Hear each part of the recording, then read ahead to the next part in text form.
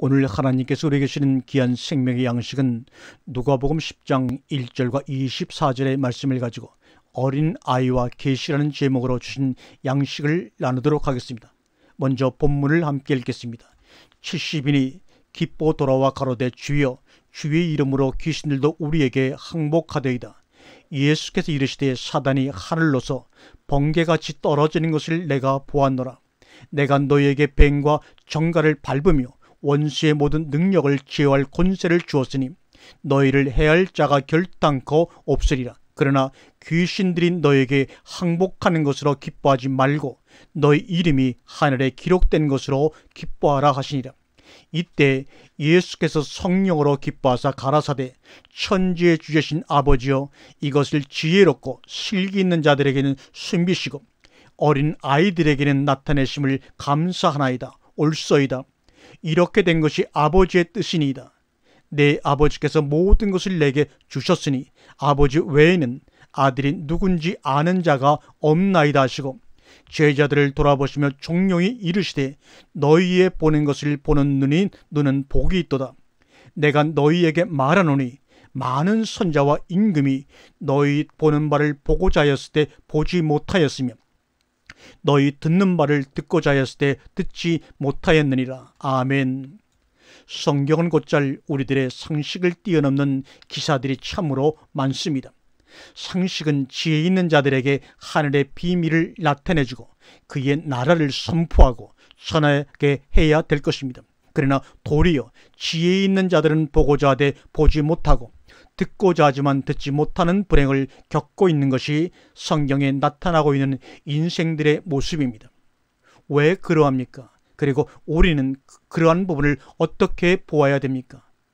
지혜라는 것이 무엇입니까? 오늘 여기서 말하는 지혜란 따지고 보면 인간의 지혜를 말하는 것입니다. 인간의 지혜가 총명하면 할수록 하나님의 지혜는 가리우게 되며 높아지면 높아질수록 하나님의 의는 숨겨집니다. 사람의 지혜를 근거로 해서는 나타내고 드러낼 수가 없습니다. 그런데 사람들은 이것을 포기하지 못합니다. 아니, 포기할 능력을 애초부터 갖고 있지 못합니다. 하나님의 능력이 부재하기 때문에 나타낼 수가 없는 것이 아닙니다.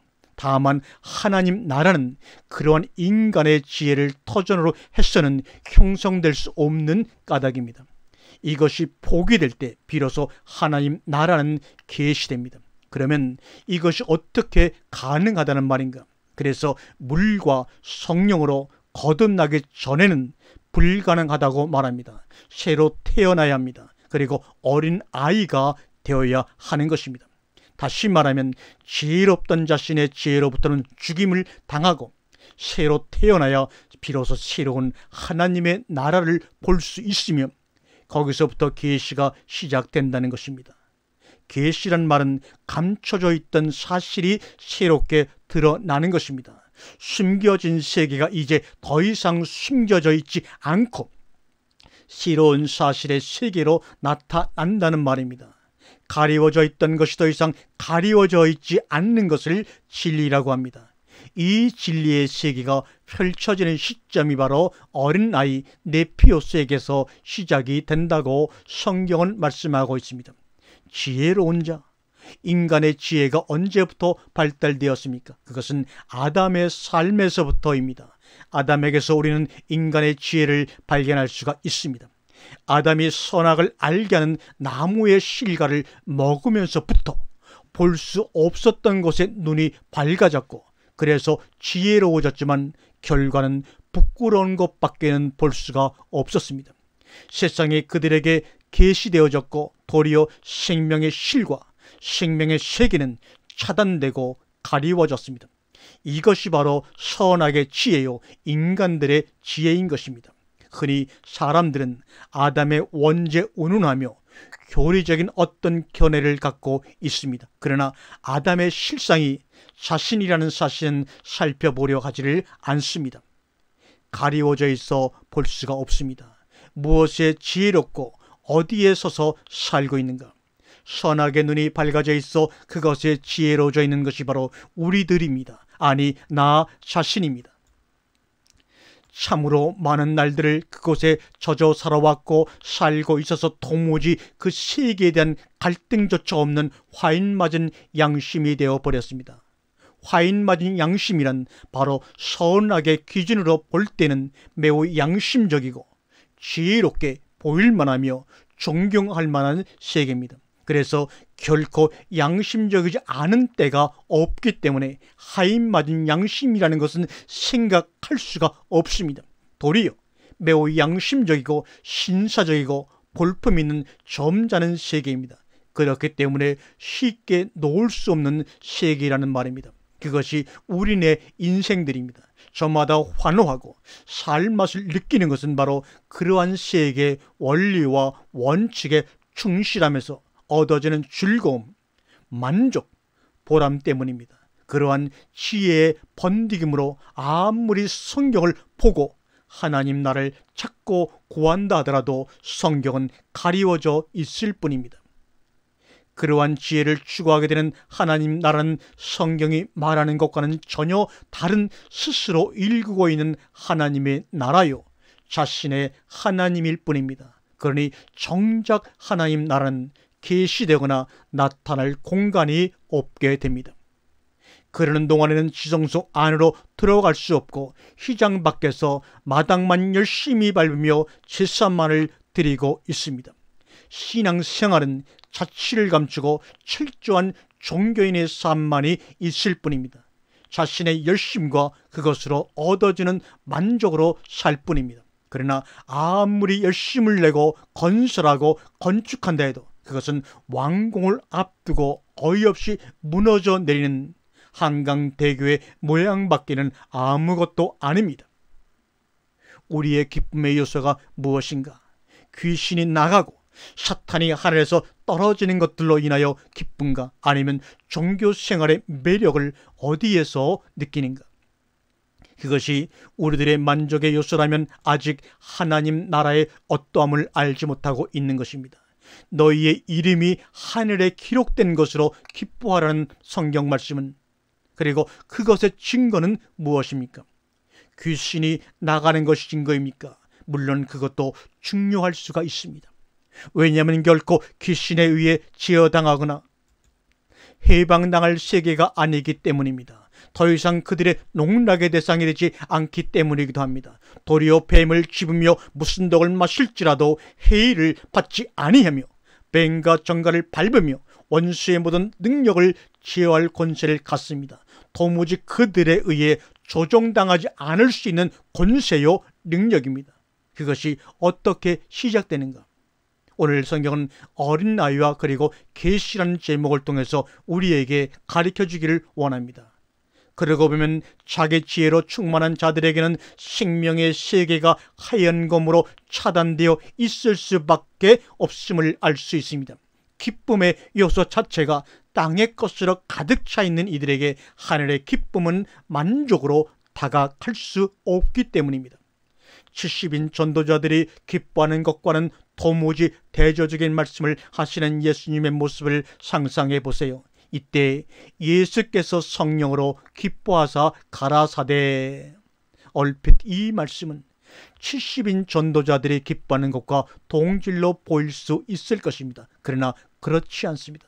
성령 안에서 기뻐하는 차원은 앞의 상태와 전혀 동일시될 수가 없는 것입니다. 그것을 동일시하는 것은 대부분 전도자들의 전도 여행이 있었던 사건이야말로 성령의 역사로 말미암아 비롯된 것이기에 마땅한 보람이 기쁨이라고 생각하고 이것이야말로 우리가 기뻐해야 할 당연한 이유가 된다고 그동안 생각해 왔습니다. 그러나 조금만 더 생각해 보세요. 그리고 그것으로 기뻐하고 있다는 것은 그것이 자신의 세상이라는 사실을 증거해 줄 따름입니다. 그것은 그리스도가 아니요 하나님 나라가 결코 아닙니다. 그럼에도 불구하고 그것이 여러분의 기쁨의 요소라면 그것은 세상의 지혜입니다. 그것은 세상에 주는 기쁨이요 보람이요 만족입니다. 이것이 거절되어야 합니다.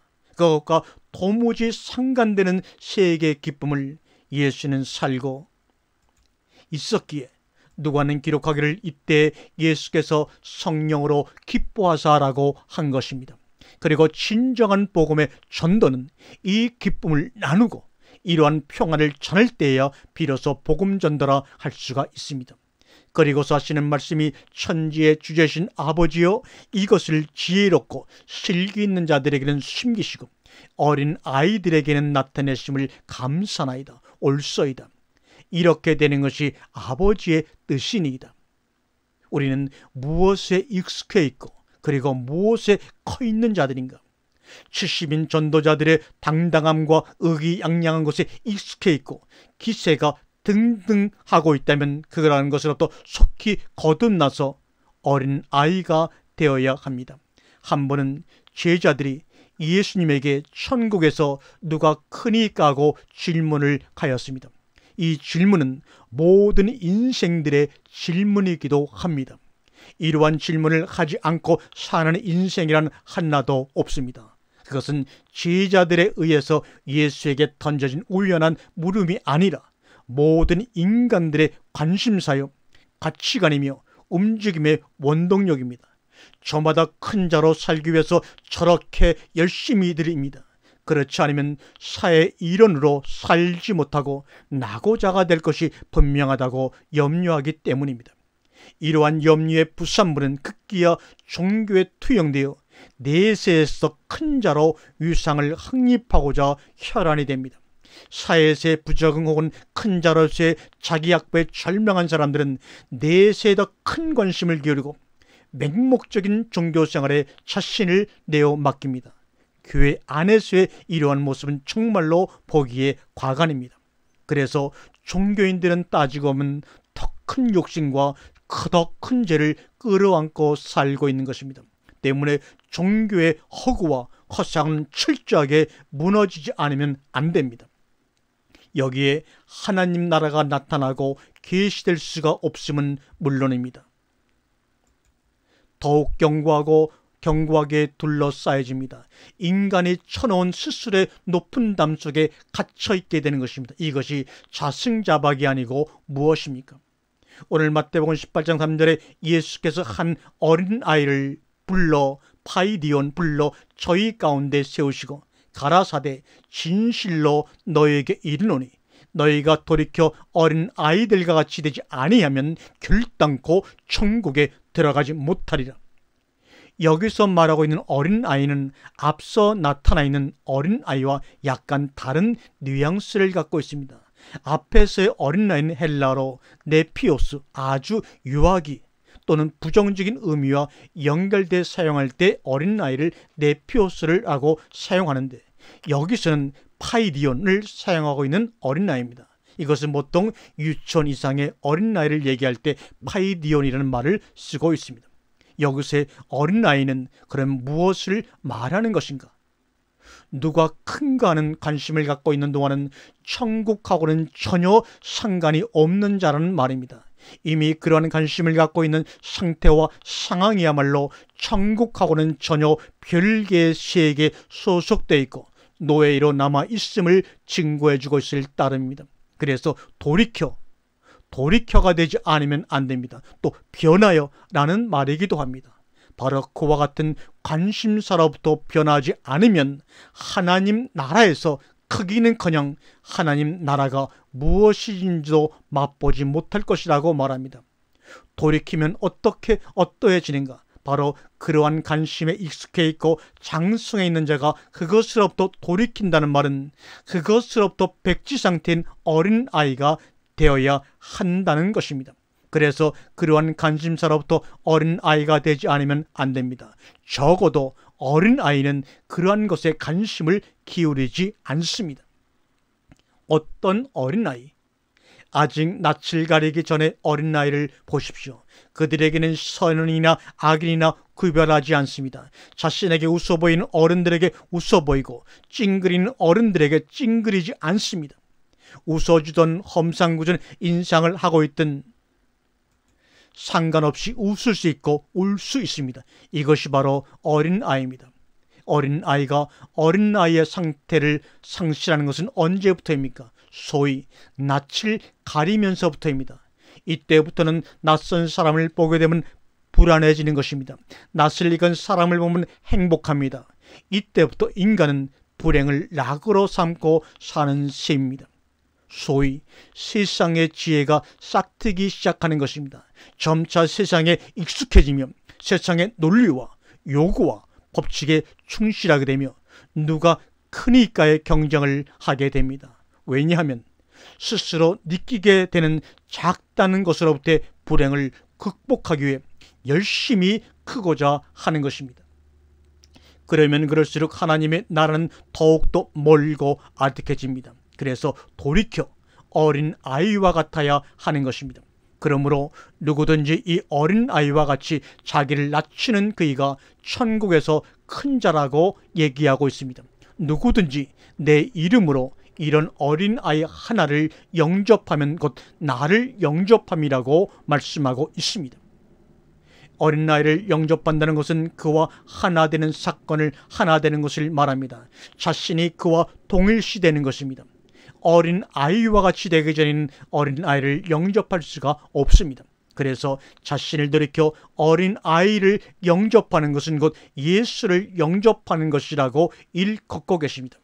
마가복음은 거기에 덧붙여서 누구든지 내 이름으로 이런 어린아이 하나를 영접하면 곧 나를 영접함이라고 합니다.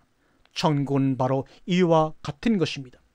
그래서 예수 그리스도를 믿는다는 것은 어린아이를 영접한 상태와 동일시되고 누가 크니까라는 변론이 멈춰질 때 비로소 예수 그리스도를 영접하는 것이 됩니다. 그러나 아직도 그러한 데 관심이 있고 천국에서의 상급이 현재 삶을 살아가는 미끼로 작용하고 있다면 이제는 그 바쁜 일손부터 멈추지 않으면 안 될 것입니다. 어린 아이를 영접하는 것은 어떤 상태를 말하는 것이요, 그러한 상태의 영접은 곧 예수 그리스도를 영접하는 것인가 동시에 하나님을 영접하는 것입니다. 바꾸어 말하면 예수 그리스도를 믿게 되면 그러한 어린 아이와 같이 된다는 말이기도 합니다. 이것이 곧 자신이 네피오스가 되어 어린 아이가 되어 새로운 세계를 보는 눈을 갖게 됩니다. 이러한 어린 아이에게 계시는 열려지는 것입니다. 그러므로 크고자 하는 것에 머물러 있는 동안에 인간의 수고와 무거움은 멈추지 않습니다. 그러한 지혜는 쉼하고는 별개입니다. 그러한 세계에서 사는 인간은 지혜가 안식과 행복을 가져다 줄 것으로 알지만 도리어 안식과 평안을 깨트리며 수고로움만 더욱 가중시켜 줍니다. 이것이 선악의 지혜입니다. 성경서 말하는 하나님 나라의 참된 지혜는 선악에는 눈멀고 어린아이가 되는 것을 지혜라고 말합니다. 바울은 이것을 십자가의 도라고 합니다. 그것은 세상의 지혜자들에게는 형편없는 미련한 것으로 보일 뿐입니다. 능력을 참된 가치로 여기는 이들에게 능력을 떠나 능력을 상실하고 죽어버리는 것이 지혜라고 말하면 그것을 쉽게 받아들일 인간이 없기 때문입니다. 그러나 하나님 나라의 능력은 바로 그와 같은 십자가의 도를 능력이라고 말씀하고 있습니다. 그리스도는 그래서 하나님의 능력이요 하나님의 지혜이지만 세상에서 보면 미련이요 어리석음입니다. 오늘날 그리스도는 많은 종교인들에 의해서 세상의 능력으로 부각되어 있어 그리스도라는 개념 속에 하나님의 참된 능력인 그리스도는 매몰되어 질식당하고 있습니다. 그것은 그리스도가 아닙니다. 그리스도라는 이름으로 치장하였을 뿐 세상 왕이요 임금입니다. 바울은 이 미련한 하나님의 지혜인 십자가의 도에 대해서 고린도전서 2장 6절과 8절에 이렇게 말씀하고 계십니다. 이 세상의 지혜가 아니요 또 이 세상의 관원의 지혜도 아니요 오직 비밀한 가운데 있는 하나님의 지혜를 말하는 것이니 곧 감추어졌던 것인데 하나님이 우리의 영광을 위하사 만세전에 미리 정하신 것이라.